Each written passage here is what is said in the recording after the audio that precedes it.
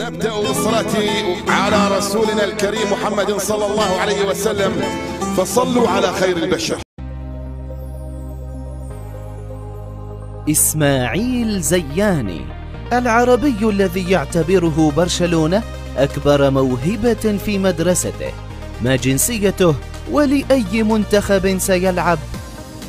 سمعنا الكثير عن مواهب برشلونة ذات الأصول العربية، بل ورأينا البعض منها وأثار إعجابنا، ولكن اللاعب الذي سنعرفكم عليه الآن يفوق كل من سبقه في موهبته وقدرته الفائقة، معجزة في كرة القدم بكل معنى الكلمة، ونجم قادم بقوة للمستقبل. أنفق البارسا على علاجه لمدة عامين فقط لاحتضان موهبته وكسب حبه وتعاطفه.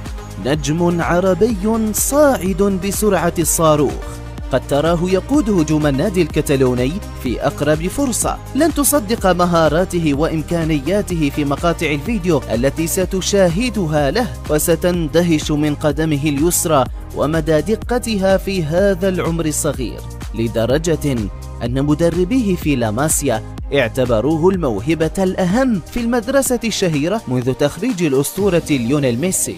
فمن هو إسماعيل نصراوي زياني؟ وإلى أي دولة عربية ينتمي؟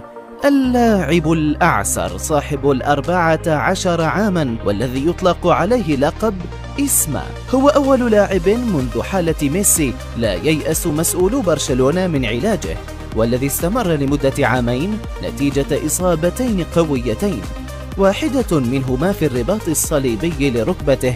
وبعد شهور طويلة من العلاج أثبت زياني لماذا فعل البارسا كل ذلك من أجله. موهبة غير عادية واستثنائية في كل شيء، مهاجم فذ وهداف يلعب في المركز رقم 9، ويتم إعداده من قبل مدرب فريقه في الناشئين ديفيد سانشيز ليكون رأس الحربة القادم في ملعب كامب نو.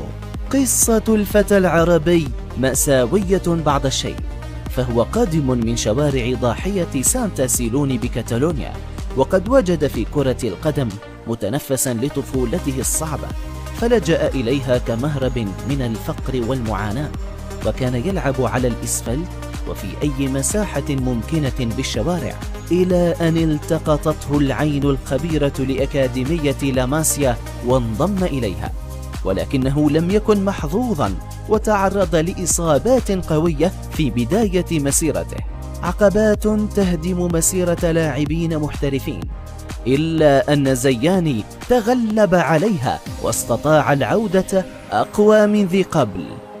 إسما خطف الأنظار هذا الموسم، ولا سيما بعد هدفيه البديعين في آخر مباراة بدوري مواهب الليغا، ومستواه في تلك المباراة جعل صحيفة سبورت المقربة لبرشلونة تكتب عنه تقريرا وتقول كلمات مديح في حقه لم يكتب مثلها في لاعب قبله.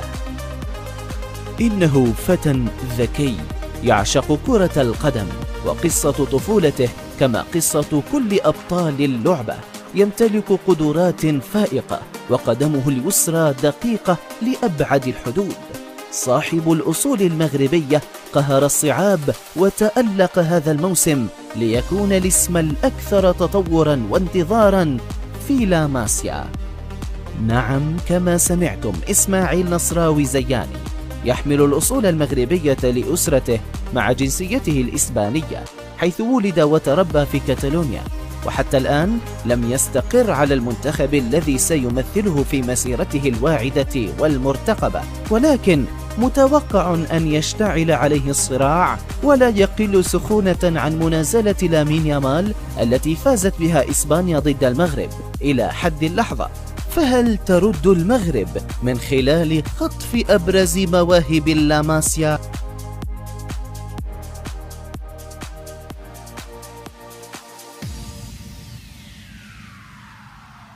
إن أعجبك الفيديو لا تنسى الإعجاب والاشتراك في القناة.